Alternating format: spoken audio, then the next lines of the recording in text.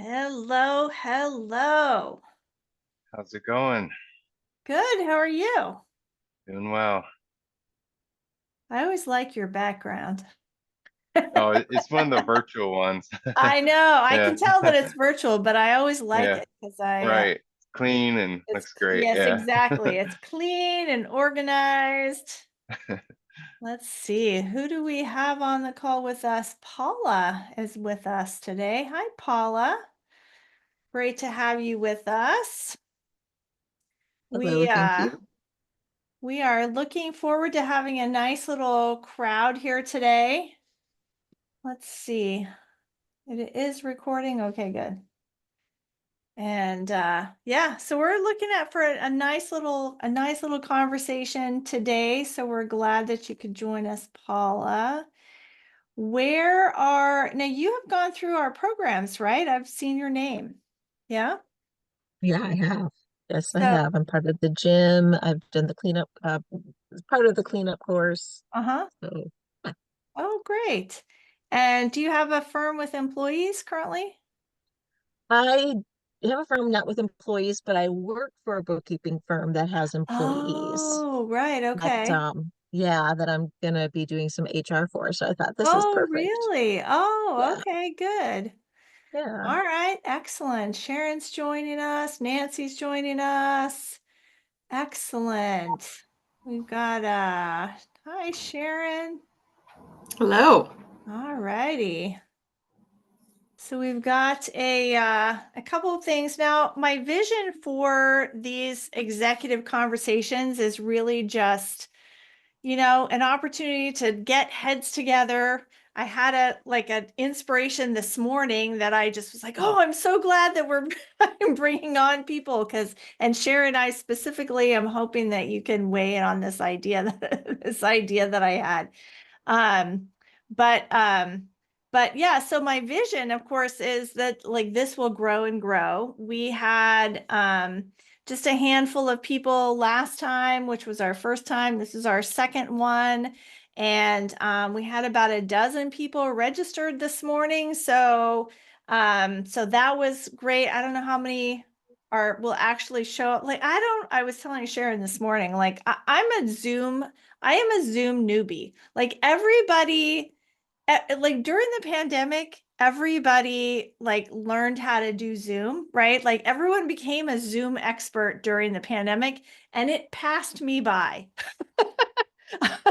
I was too busy like trying to like get my life together. Like that was what when my divorce happened and my kid had a mental health crisis and my and I moved and I was trying to get my business off the ground, and so like Zoom just passed on by me, and everyone is more of an expert than I am, but anyway.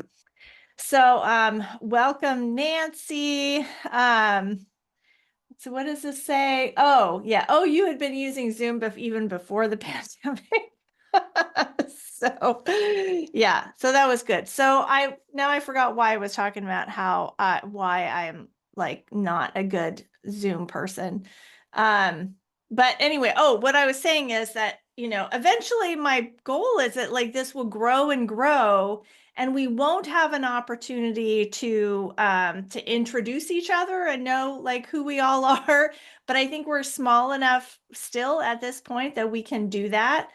So I'm Margie Remmers-Davis. Most of you know me. I'm hosting this shindig, and I'm the founder and CEO of Fast and Easy QBO, and we are the premier provider of hands-on training for QuickBooks Online. With me here today is Anthony Birch. He is our Director of Enterprise Partnerships. And as I mentioned last time, Anthony has been having individual conversations with folks at accounting firms. And we realized that it would be just so great if we could he's learned so much, but it would be so great if we could just have this brain trust together to be talking. So Nancy joined us last time. And so we got some great information from her, which I will add to the document that we're putting together. On my screen, I don't know why, but on my, again, because I'm not a Zoom pro, but on my screen, Sharon is like front and center. And is that true for everybody? So, Or like, can you no, what you have to control? do is go up to the top of your screen. There's a little thing Okay. that says view, Uh-huh. and you want to change view to gallery, Okay. and then you'll be able to see all of us at the same time. Okay. All right. Excellent. Now, Thank- you don't necessarily always want to do this. Yeah. You can also have it set on speaker, and then whoever is speaking, like it's because Sharon was the only person unmuted, is that it thought that Sharon was the speaker for you. And so that's why she was showing up on your screen, but you were when I had mine set to speaker, you were showing up because you were the person talking. So the setting it to speaker is trusting Zoom to kind of figure out who's doing the speaking, and it's not always the smartest one in the room figuring that out. So I like it on gallery for smaller groups like this, but gallery can get overwhelming because then you have many pages of people. And you can't always be scrolling back and forth through them. So sometimes speaker works better. Okay. Well, thank you. That solved a question, because I did have it on speaker view. And I was speaking, but I couldn't figure out why I wasn't the front center person. So anyway, but Sharon was my front center person, which I was going to start with her anyway. That's where I was headed. Because Sharon actually is not an accounting firm owner, but she was recommended to me by an accounting firm owner as because she's a recruiter. Well, I'll let you introduce yourself, because she doesn't like to use the word recruiter, but she has some great tips on how to find really stellar talent, which is what we're here talking about today. So Sharon, I'll let you go first. Introduce yourself. Tell us what you do, and then we'll introduce everybody else, and then we'll dig into the good stuff. I mean, not that introductions aren't the good stuff, but you know what I mean. Yes. So I am Sharon Ozuna, and my sister is an accountant. She was the one who tagged me in a post. Yep. And so I've assisted her with her hiring, and because of her, I have gotten into the accounting and bookkeeping world of assisting people hire, and it's been very interesting to learn this business, because my background was in real estate, and so a lot of my clients come from real estate, and so it's been really fun to learn a new business and help people hire for this. So I don't call myself a recruiter. I'm not a traditional recruiter, because to me that indicates that somebody is more on the sales end of things, and they're more going out and finding people who aren't necessarily already in the job market. So they might be spending a lot of time on places like LinkedIn and searching for people with that job title and asking them if they're interested in a change. And that is not a service that I have decided to offer yet, because it's not my area of expertise. But where I do feel really comfortable and have expertise is in supporting people with hiring and doing all of the time-consuming back-end stuff. So what I do with my clients is, first, I work with them to go through a needs analysis, and I'm asking a ton of questions to get everything out of their brain as far as who they're looking for, what the job is, etc. And then I take that, I do a custom job post, assuming they don't already have a job post that they love. And I post it to Indeed. I'm sure all of you have heard of Indeed. It's the #1 job board that people are going to looking for jobs. And then I manage that, and I screen and interview people on their behalf, and then send them top candidates. So that's kind of how I've structured my services, and why I don't call myself a recruiter. I think in the future I might add somebody to my team that specializes in recruiting. Again, because it's not something I have dove into or had a lot of experience with yet. All right, cool. Well, I have a ton of questions for you. We're going to go to, but we'll do the introductions first. So Nancy, if you want to tell us a little bit about, Everyone should know Nancy McClelland, the dancing accountant. But if you don't, Oh, that's such a nice introduction. Can I have you introduce my next webinar? Because bet. that's I'm that's there. lovely. I'm there. Hi, everyone. I am Nancy McClelland. I'm a CPA and I've run my own firm for 23 years. We do bookkeeping, accounting, tax, and advisory. And I was telling Margie last time that when I started my firm 23 years ago, because I didn't come up through a traditional CPA firm. I came up through working at small businesses as a bookkeeper, business manager, controller, senior accountant, that kind of thing. I didn't know that you weren't supposed to combine all of those things into one firm. And so I very naively and ignorantly decided to start a firm that did all of those things. And these days, everybody's like, we need to bring all this stuff under one roof. Let's co-firm or let's develop a client accounting services arm. And I'm like, was that not, did I do this wrong? Because it's been working really great for 23 years. So, the company is called The Dancing Accountant. And I do dance. I do 1960s style go-go dancing. And I do fake 80s aerobics dancing, which I'm hoping is going to be coming to a conference, an accounting conference stage near you soon. Crossing my fingers that I get some of that approved. It would be great. All right. Anyway, that's what we're up to. So I have a lot of experience hiring because we do have a staff of 9.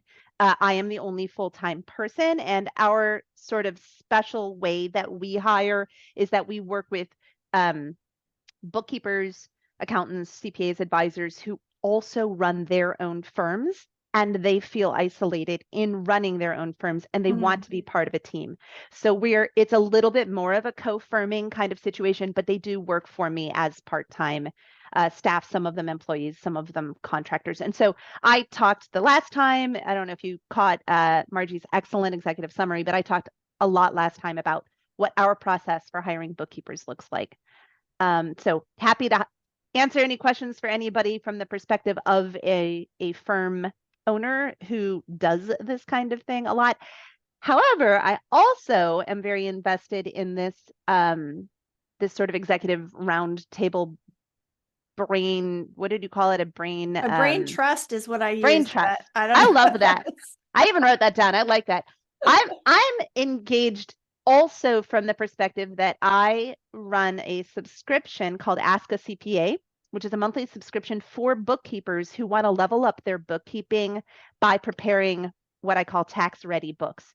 Something that is, a set of clean books that has work papers and documentation that they can hand off easily to a tax pros who don't want to be doing the client accounting services or bookkeeping internally, but they're only doing it because they're so used to getting crap books from people, but they're also not taking the time to educate these bookkeepers about like what tax ready books should look like. And so we have the subscription where we meet twice a month and we do Q&A where the bookkeepers can ask me anything. Ideally, they're asking me the types of things that they would like to ask their clients' tax professionals, but for whatever reason can't. Most common reason being it undermines their own credibility. And the other, unfortunately, most common reason is that CPAs can kind of be jerks sometimes. It's really common. So I'm really excited to hear what other people have to say so that I can gather information and take it back to these amazing people in my Ask a CPA subscription and say, hey, here's what the tax pros out there who are either hiring bookkeepers to work at their firms or who are interested in this kind of co-firming relationship where you're handing off tax-ready books. Here's what they're looking for in bookkeepers. And I know what they're looking for from the perspective of running my own firm, but I'm one person and I'm really excited to hear what other people have to say too. Yeah, like Nancy, like we need to get on this. We need to get on this. Like we need to get on this. I'm so glad you're doing this. we just need to continue to fill this room with like more and more people that can help us address that exact issue. So I'm so Yeah, glad I'm you're so here glad. with me, I'm Nancy. so glad you're doing this. Thank you so much. And I'm gonna mention one other thing that we talked about last time briefly, because I know everybody else in the room will probably feel the same way. When I started talking about the fact that the reason that I'm working with bookkeepers specifically, I still have my firm for my clients, but we've been downsizing the past few years, right sizing really, so that we're just working with our very most favorite people so that I can spend more time on educating at conferences and with my subscription. And the reason that I decided to focus on bookkeepers is that I truly believe that small businesses are the lifeblood of our communities. Our communities are healthier and more vibrant when our small businesses are healthy, and financially healthy is part of that. And so if I can help the bookkeepers who are helping the small business owners, like we're really changing the fabric of what our communities across the country look like. And I said that, and Margie went, yeah. Like getting chills right now. I know. Because it turns out, and the last time we had Yeah. this conversation was the first time that Margie and I met. And so it was just like Right. such a perfect, beautiful, it just resonated. It was such a good synergy. And I just think that these kinds of conversations can make a really big difference Yay. outside of just like what each of us is doing. Yeah. Good. Thank you. All right, Paula. That's a hard one to follow. So I have my own bookkeeping business that I'm just solo in. I have about 5 or 6 clients, which is perfect because I also work part-time for a firm called Bookkeeping for Painters.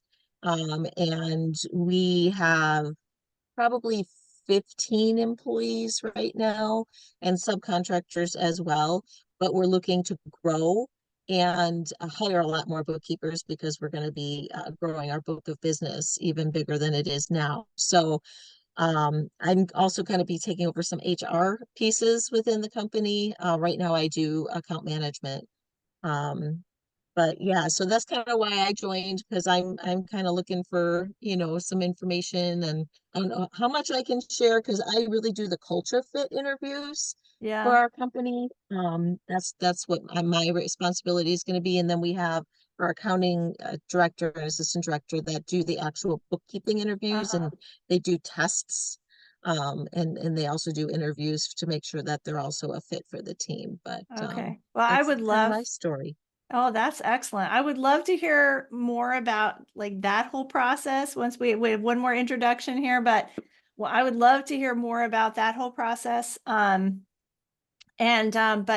boy, bookkeeping for painters, like our community would love to know more about like these niche opportunities, Is this like house that. painters or artists? House painters. Yep. Do you know Cindy Schrader of Bookkeeping Buds? I don't. Because that is a super odd niche, and that is her niche as well. And you guys, I have to introduce you. Somebody please, Paula and Yeah. I need to connect afterward, because I just feel like everybody in a niche should know each other, because Yeah. especially when you have a client that's not a good fit for you, you're like, I know somebody else who does housekeeping or bookkeeping, right? Like, Yeah.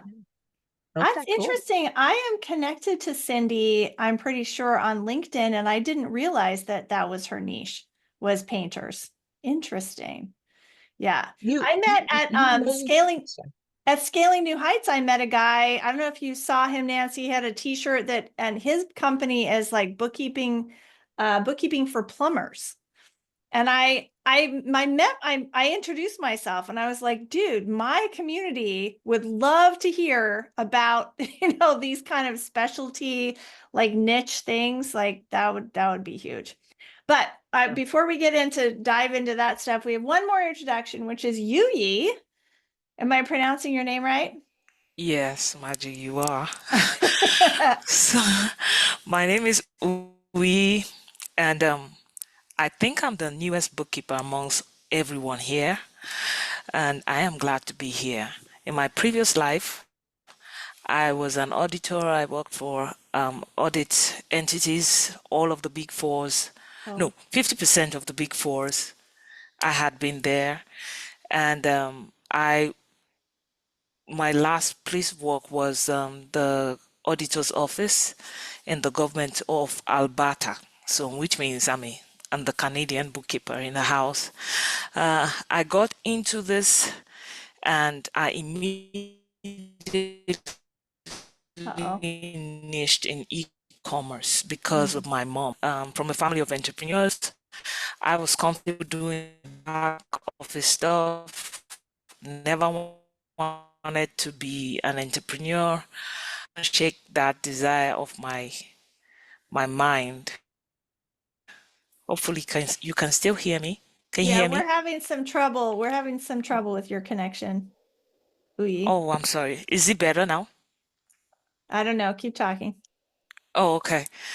So that's a little bit about me. I am currently in the e-commerce niche, trying to set up, get my own clients. So I'm in the 3-to-1 cohort, but I currently work with the e-commerce leaders, for the Canadian e-commerce leaders here in Canada, financially incorporated, where we serve exclusively e-commerce sellers. So that's where I'm at in my journey. So And I'm you, glad to be here. yeah. So you do not currently have employees or like Paula works for a company that does. You're currently not there yet? So I do not currently have employees, but I work with a firm that has employees as well. Okay. And yeah, I do the bookkeeping task on their behalf for some of their clients. Yes.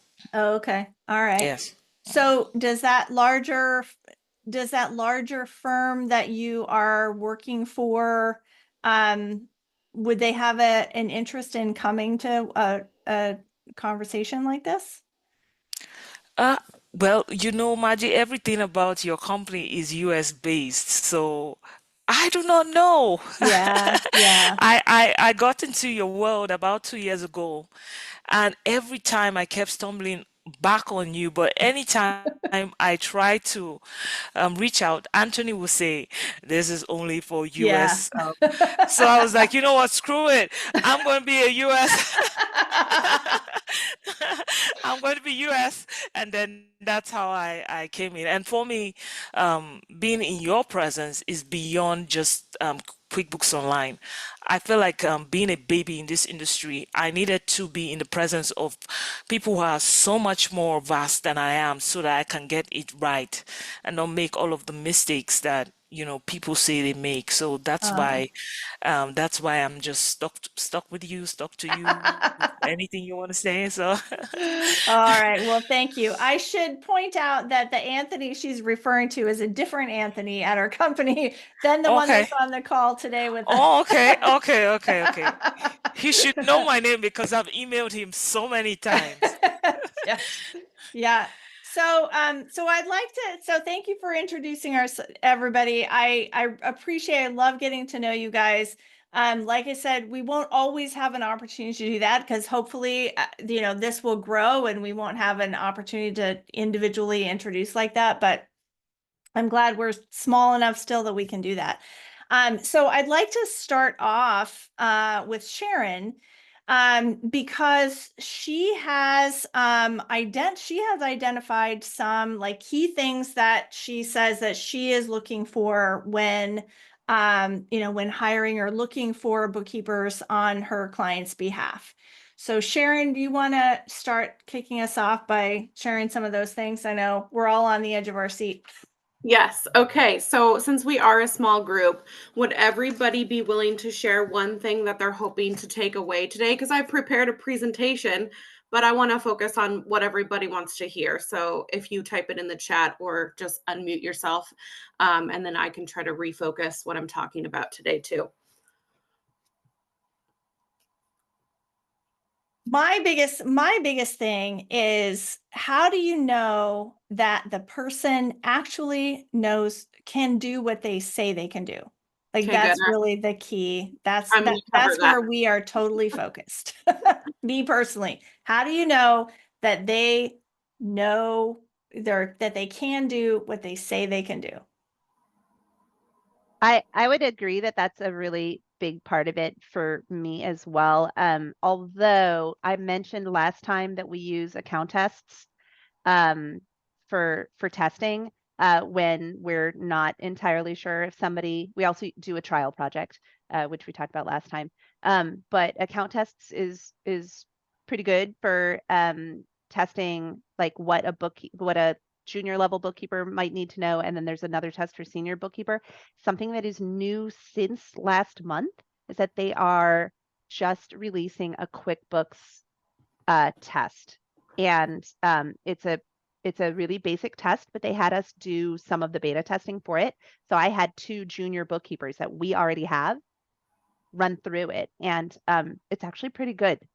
I'm not sure that they've released it to the public yet, but it's just about to come out there. So account tests, I don't know if they're .com or what, but I'll find it and put it in the chat, and it's a really great resource for folks. But Yeah. I want to hear how, Sharon, if you haven't been using account tests, what are you using? Yeah. And yeah. Okay, good. Yes. Who else? I'm gonna just ditto on what was just said, because I know we've created our own test, but they could just look it up online and find the answers, which I don't really think is that great of a thing. You know, so how do you know that they actually know what they're doing is a good one.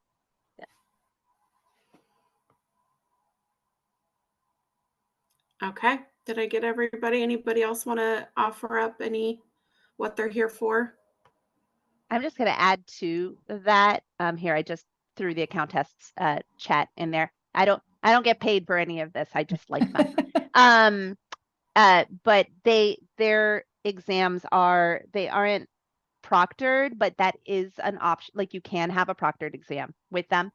Also, the amount of time they give you is not enough for doing like you would not have an opportunity to look each of these things up online if you were doing it. So I have found that it's both a plus and a minus, because when in real life, when you're doing bookkeeping, actually doing it, you can look these things up, right? And I want you to, and I don't necessarily want the person to have to do it all really, really, really fast, because that does not mimic the way that we work in real life. So that part of it is negative, but the good part of it is if you are in a non-proctored environment, it actually is having a very difficult time frame to get through something is great, because the person can't just be looking it up. So pros and cons on that one. Okay, Margie, will you give me the ability to screen share? So, because I have a presentation. I sure will. Oops, no, I started to share my own screen. Sorry. Like, wait, that's not right. Okay. Okay, let's see.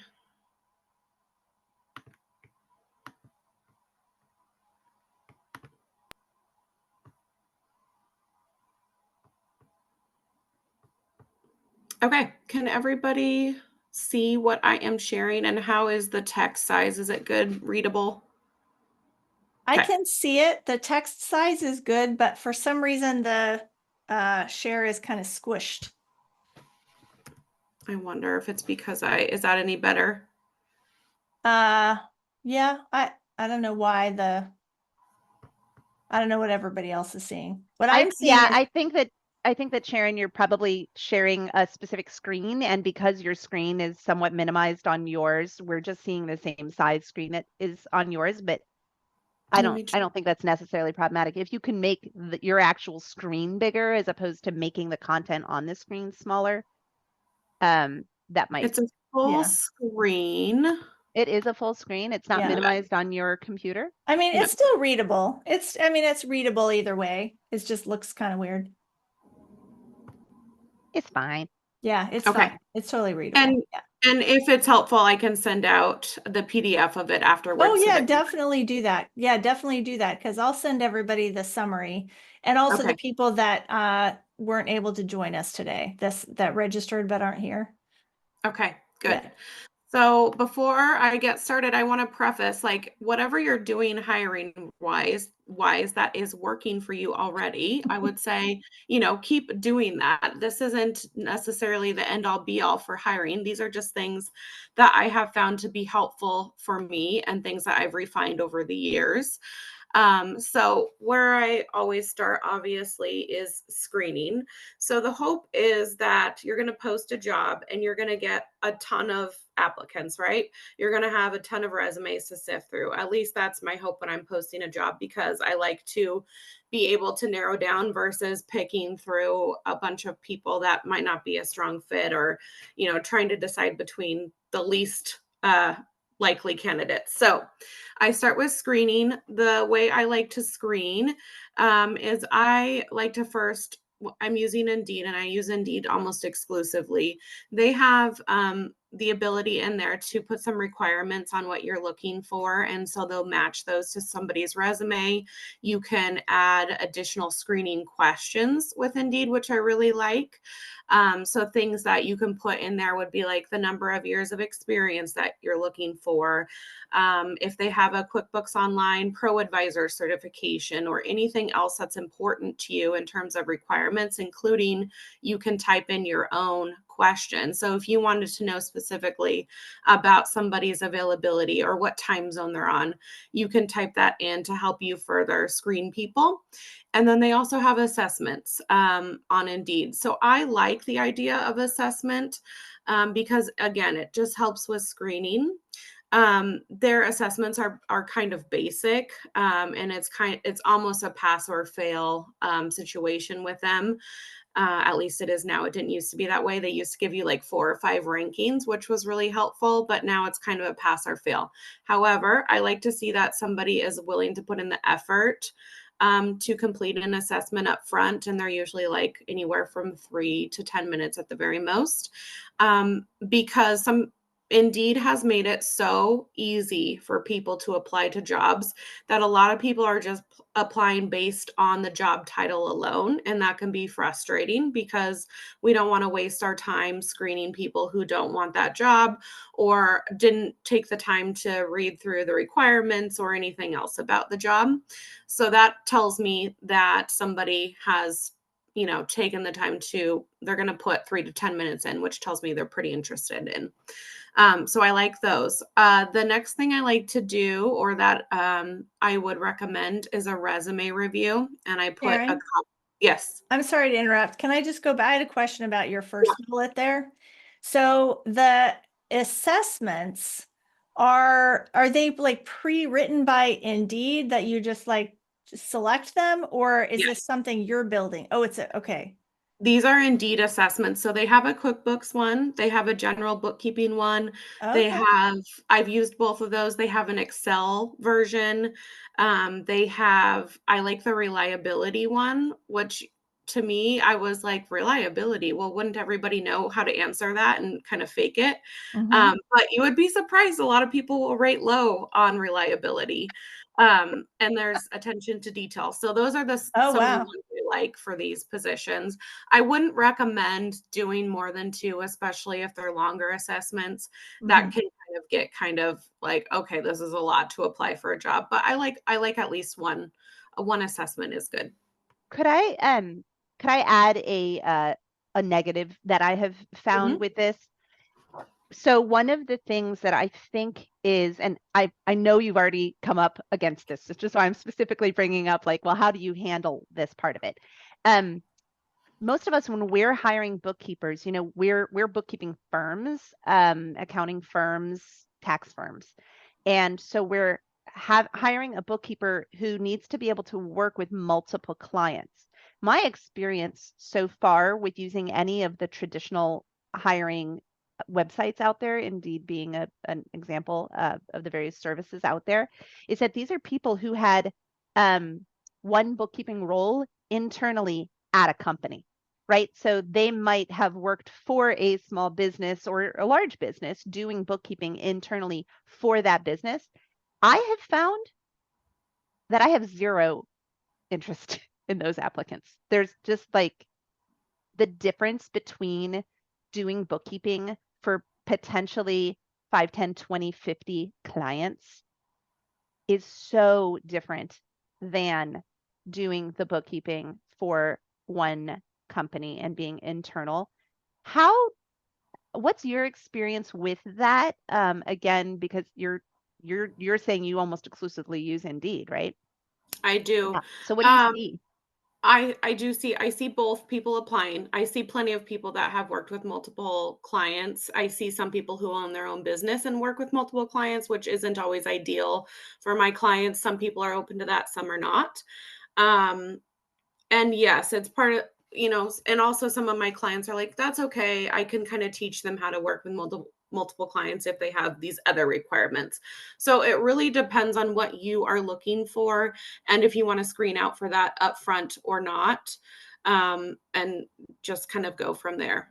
And would you screen out for that both by having that in a requirement, like a check the box requirement here, and also in the job posting description? I probably would. If that's Okay. the number one thing that's important to you, I would put it in the requirement question. So you'll probably have to write your own question that says, what is your experience working with multiple clients? Or do you have experience working with multiple clients? Cool. And You'll you're have- getting sufficient people on this platform that would be able to say yes, that it's continues to be worth using Indeed.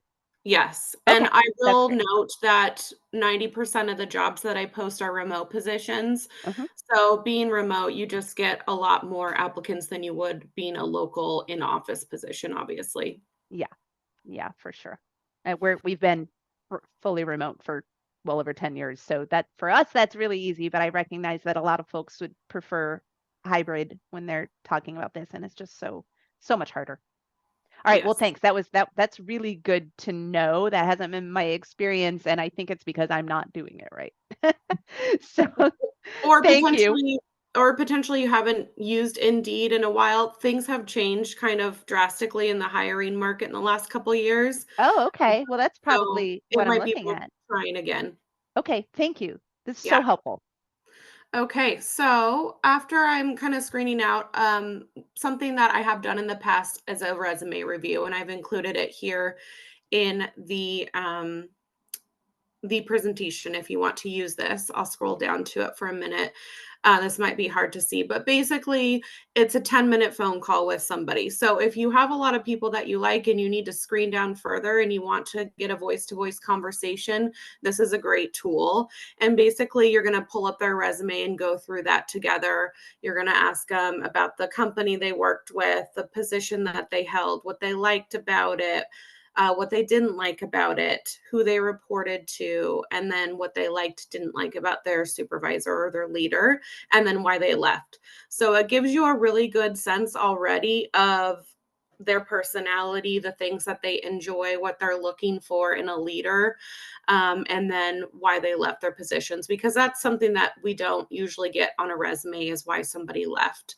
So this is a helpful tool if you want to just screen even further, have a quick 10-minute phone conversation with somebody, and then decide who you want to take on to another round. Any questions? I think this is why people hire somebody like you. Because it's a lot I of have steps, zero right? interest. Yeah, I have zero interest in spending time doing that. But I have a lot of interest in hiring somebody like you to ask those questions for me. So Yeah, I get that. When I'm doing any of my interviews, and especially the screening ones, I listen for victim or victor language. So people who everybody's had challenges in their career, in their life. And what I'm listening for is people who were victorious over those challenges. They put an effort to solve them. They said, yes, this was a challenge, and it made me a better person because of X, Y, Z. And not people who necessarily are constantly having terrible things happen to them and there's no accountability. I have found that the victor person translates very well into the workplace, and they're going to attack challenges and learn from them and be okay making mistakes and learning from those and not making them again, etc. Any questions on that? that's really quite brilliant, actually. That's huge, huge. I'm also screening for the culture, their personality fit. So depending on the culture of the business, I want to know, do I think they're going to be a good fit here? Like, are they going to be okay working in a remote environment? Are they have they worked in a remote environment before? You know, how have they handled that? What are the challenges that they've come up against with that? Or whatever else is important to the culture of the team. Some teams are high touch and they have a lot of like one-on-ones and team meetings and team camaraderie. Some teams aren't. So that's part of their culture. That's what I'm listening for too.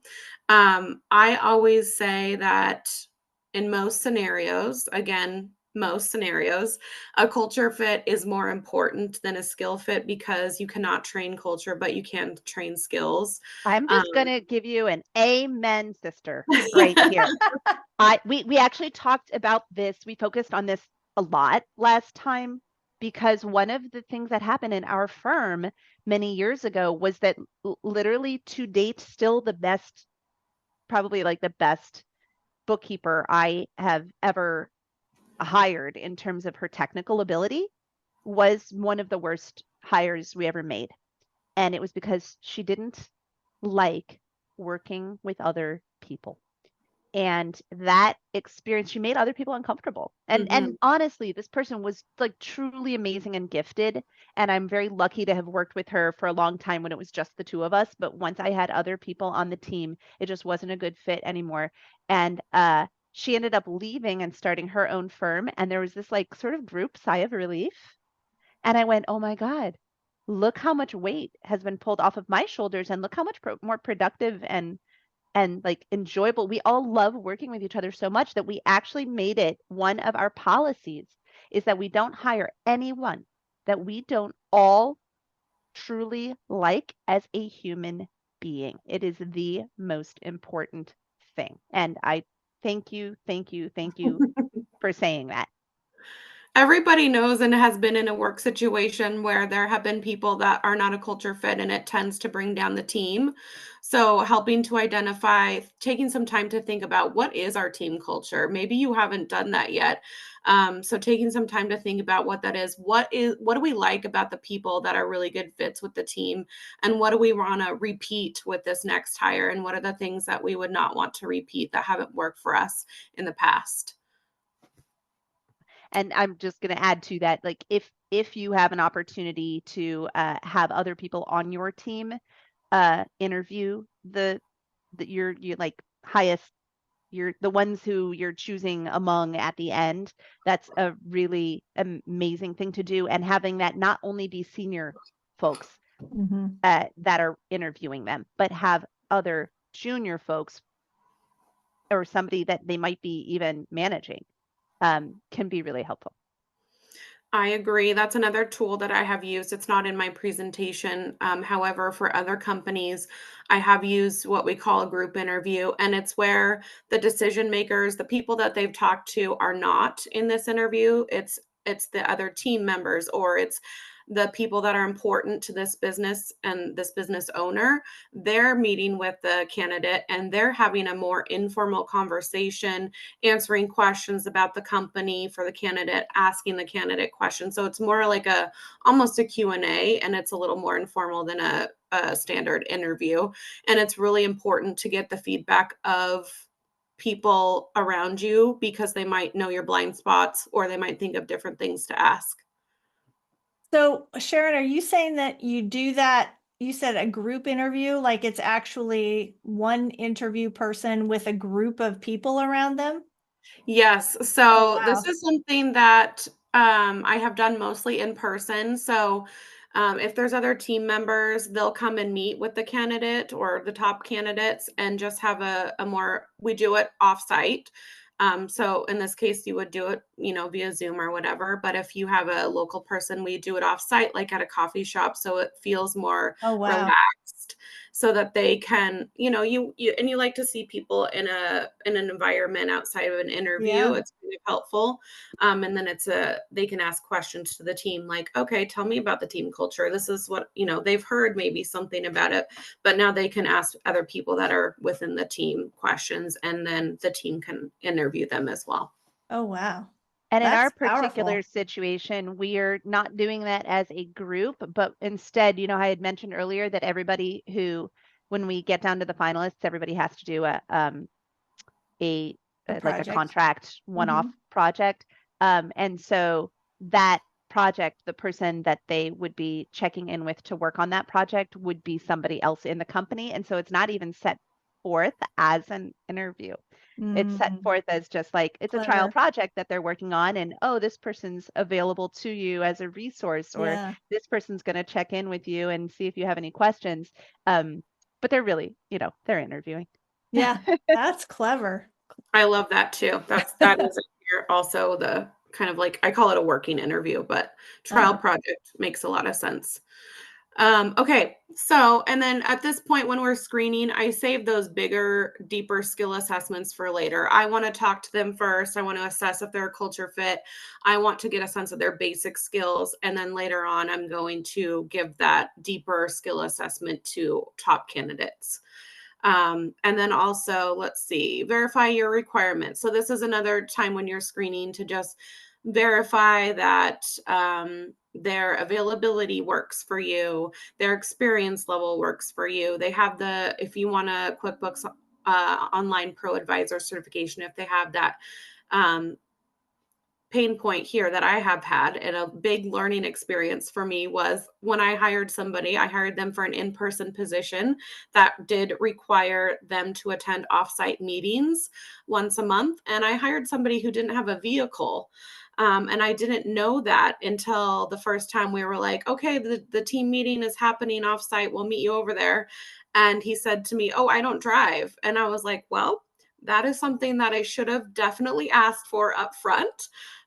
So, you know, as you go, you learn lots of different things about what to ask for and what to put into your requirements, things that you wouldn't think of. So you might want to verify that they have a smartphone that they're going to be able to receive email on, or like Slack messages, or however you're getting in touch with them, or that they have, you know, their own dedicated private workspace with secure internet, or, you know, any details about their internet. That would be a good time to check on all of those requirements as well. So, Sharon, can we go back? You kind of skipped over the deeper skill assessment, which is the one I'm most interested in. I'll go into that a little bit more. Oh, okay, great. Later on, and I'll tell you a little bit more about what we have done there. Okay, so now you have screened out the people that aren't going to fit, and you've gotten kind of your people that you want to have a second interview with, or talk to in person, or, you know, face to face. So now you probably want to know. I'm sorry, I'm going to interrupt again. Yes. This is just so interesting, and I'm so grateful that you're doing this with us. One of the things that we have a real problem with is that even though we say that the person has to be US based, we get more than half of the people who apply for our positions are from the Philippines or India or whatever. Yes. How can you confirm that somebody's not like lying when they're checking the box saying, yes, I'm US based or whatever? Like, how do you screen out those folks? It's part of it's one of our requirements. So yes. So I have noticed that on 90% of the resumes I see, they have their location. And if it's not something that sounds familiar to me, or they don't have the country listed, I'll just Google, because they will say yes when I put the requirement. You're finding the same thing. Okay. Yes. So I will Google, or I'll reach out to them and ask them. And I haven't had anybody, you know, be untruthful when I have reached out for more information. But you are taking that extra manual step more often than one might think. Okay, thank you. That's really helpful. Yeah. My first screen on Indeed, I'll go.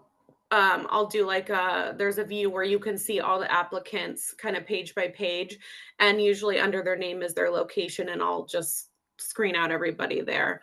Thank you. Yeah, it is a problem. All right, so now we are on to like the interviewing section, where you're really getting to know somebody on a deeper level.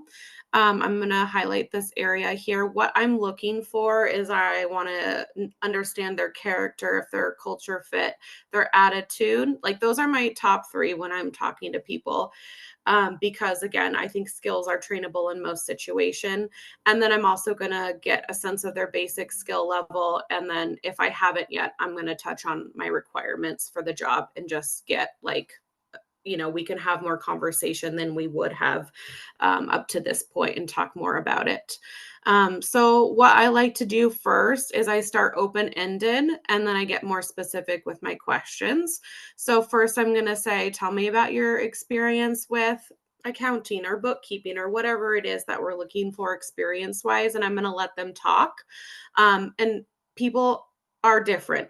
People's brains work in a different way. Some people will start getting real specific right away, and some people will start kind of big and you'll have to ask more questions to whittle it down. So I'm going to ask them broadly about their experience, and then I'm going to say, okay, tell me more about X or whatever it is I want to know more about. And then I may, or usually I will also say, tell me about your day-to-day. What are your primary responsibilities, or what does your day-to-day look like? Because that's going to give me even more information. And then I might have follow-up questions based on what they say there. And at this point, I'm still not giving my the bigger assessments. We're still not there yet. We're just want to make sure that we like them, they're going to fit our culture, and they have the basic skills that are required. So when you go, I'm sorry, sorry. Can you scroll back up to the other before that? Yeah. So when you say, so tell me about your experience with accounting and bookkeeping, and then the next one is more specific.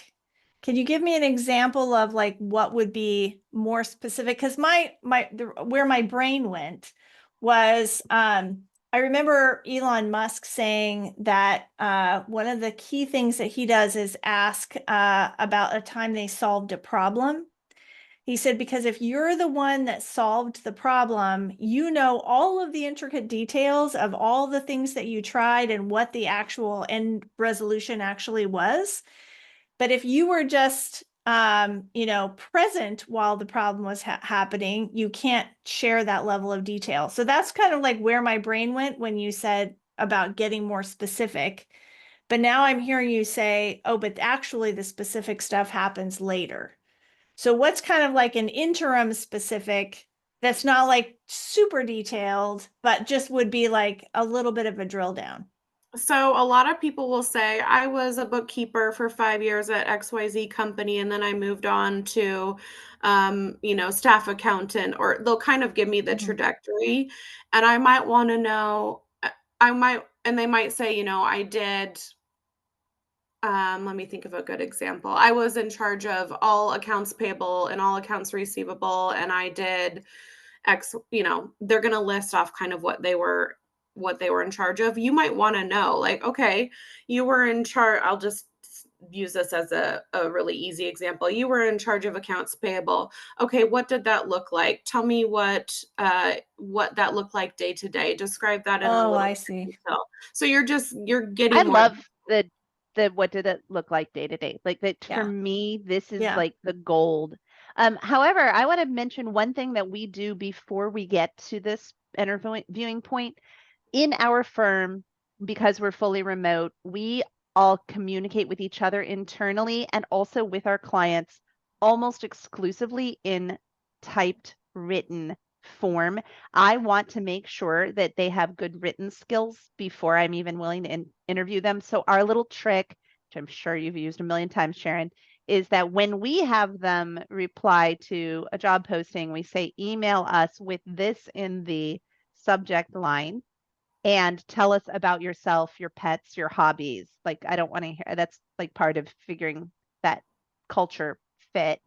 And it also means that they're not sending us something that's pre-written, because most people aren't asking about your pets and your hobbies, right?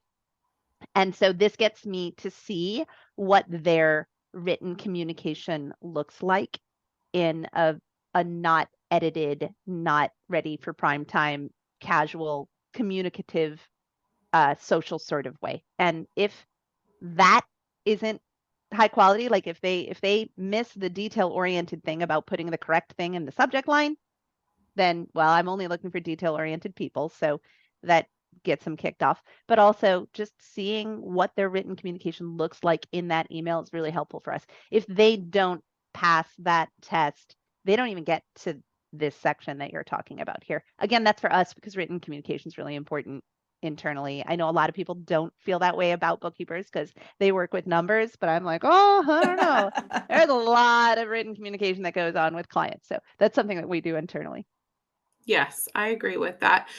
Is that something that you're doing once you've spoken to them or once you've decided that you do want to talk to them further, or that's like way up front? It's really early on. So there's the first slide that you showed, and it would be in that first slide.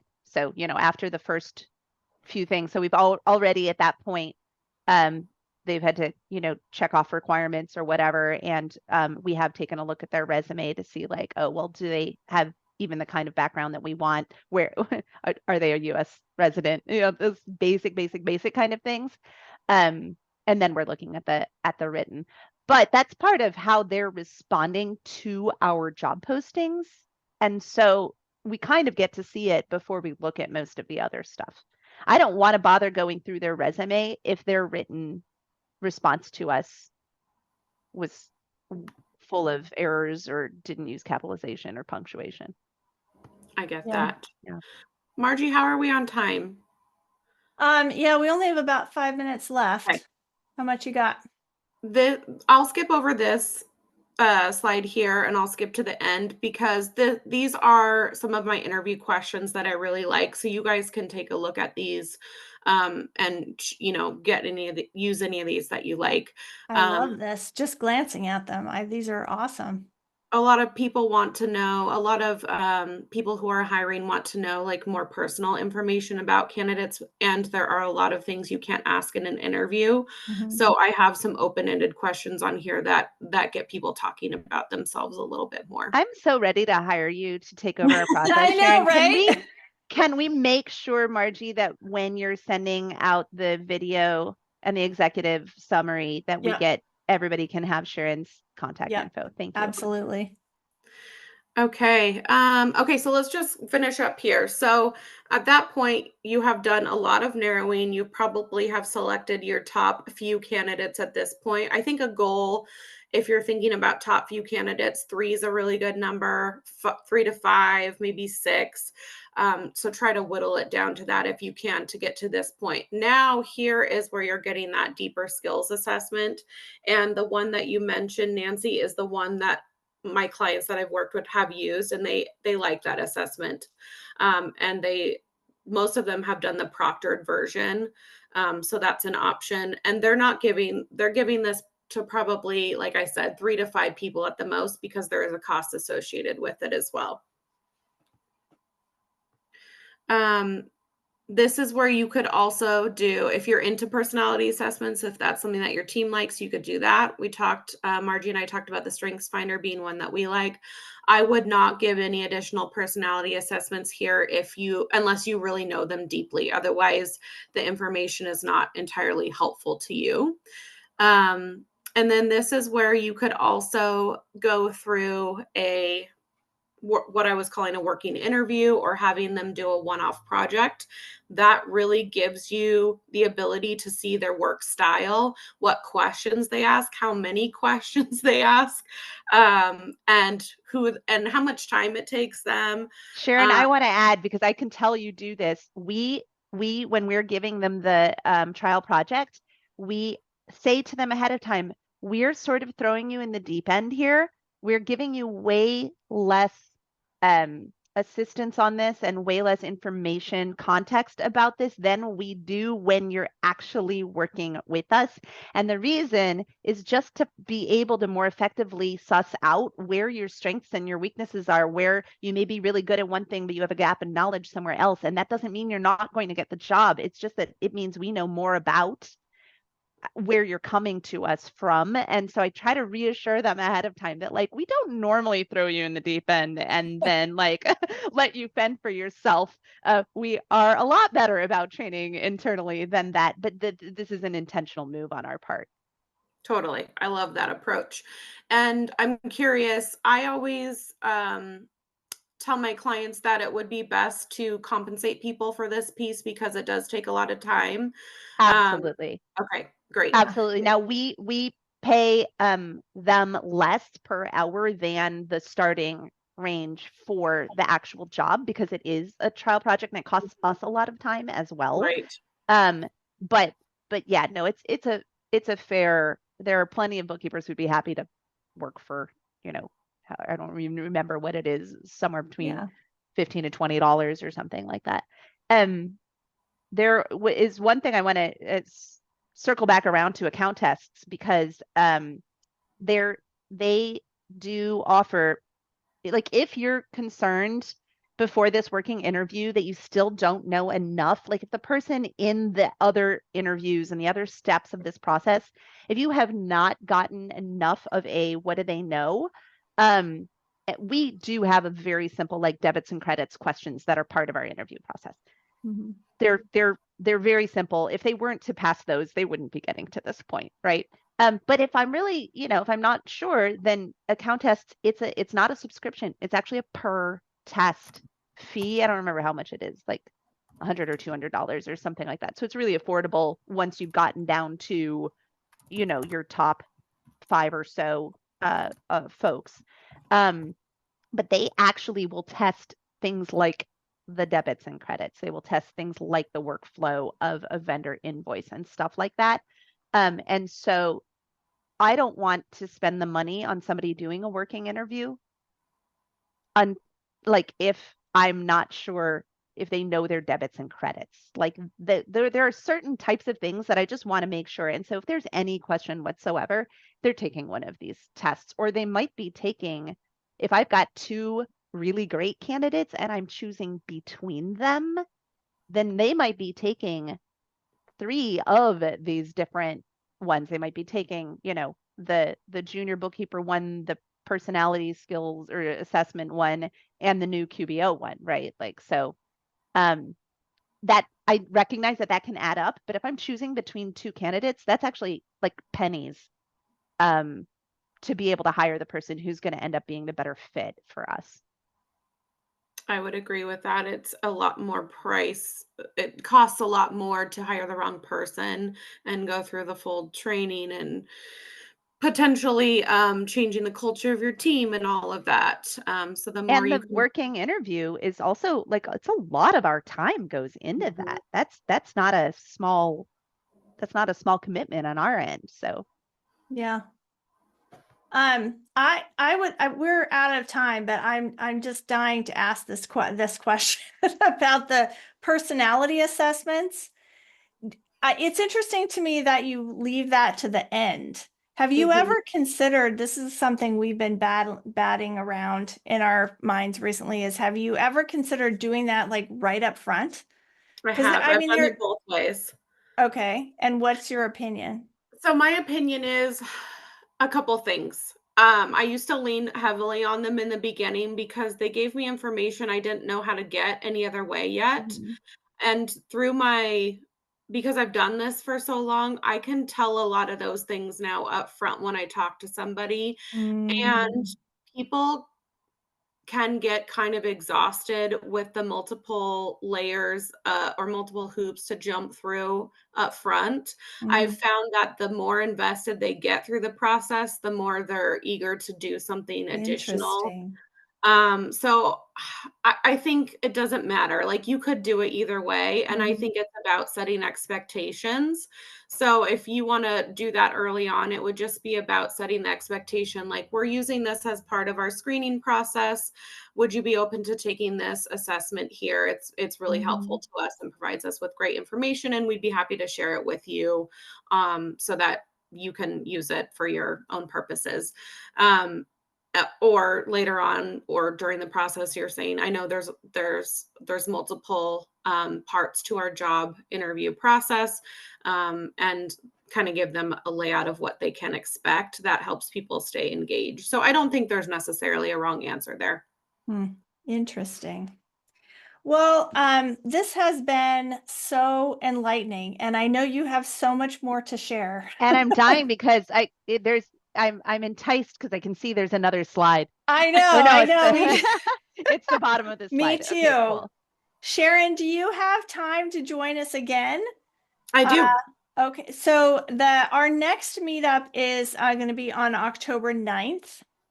Okay, let me just- And I was planning to like shift gears a little bit, but I think like there's just still so much to cover here that I would love to just continue the conversation, talk about, oh my gosh, background checks and the first 30 to 69, like that's all huge. That's all huge. Yes. So, Okay. Yeah, I'm available that afternoon on the 9th, and I'd be Yep. happy to come back and share more. Fabulous. Fabulous. I can do, would it be at the same time, this 12 to 1 central slot? Yes. Great. I can do that one as well. Yeah. Sharon, I just want to say you are just like such a delightfully impressive human being. And I get why you don't use the word recruiter, but I also feel like you're selling yourself short because, you know, like I still call myself an accountant, even though I have an amazing, bright, colorful personality. And I'm going to encourage you, instead of avoiding the word recruiter, I think you should change the perception of what a recruiter should be. Reframe to Yeah. use, to use I love a Hector's term. reframe. Yeah. Because this has been just wonderful. And I can't wait to get to know you better. You're so Awesome. I'm glad that I was able to add some value today. That is kind of the thing that I love most about what I do. Oh, awesome. Awesome. fantastic. Well, thanks everybody so much for coming, for being here. Next, as I mentioned, October 9th is going to be our next get together. Invite your friends.